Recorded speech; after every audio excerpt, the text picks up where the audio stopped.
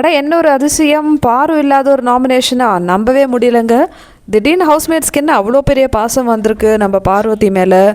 அரோராலாம் வந்து பார்வதி வந்து நாமினேட் பண்ணல. என்ன அரோரா, பயந்துட்டிங்களா? ஆமாம் மக்களே, இப்போது லைவில் வந்து நாமினேஷன் ப்ராசஸ் முடிஞ்சிடுச்சு.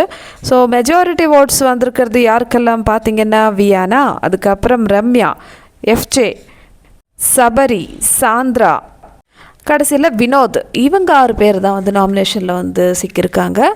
இது என்ன அதிசயமாக இருக்குது, பார்வை இல்லாமல் வந்து நாமினேட் பண்ணியிருக்காங்க. யூஸ்வலாக வந்து பார்வை தானே நாமினேட் பண்ணுவாங்க. என்னாச்சு? இந்த வாரம் மெஜாரிட்டி நாமினேஷன் யாருக்கு போயிடுச்சுன்னா ரம்யா வியானாக்கு தான் போயிடுச்சு. ஸோ அது ஒரு கேமுன்னு சொல்லிட்டு அந்த கேமை வந்து புரிஞ்சுக்காமல் அவங்க ஒரு விஷயம் பண்ணாங்க இல்லையா, அதை சொல்லி தான் வந்து இப்போ மெஜாரிட்டி வந்து ரம்யா வியானாக்கு போட்டிருக்காங்க.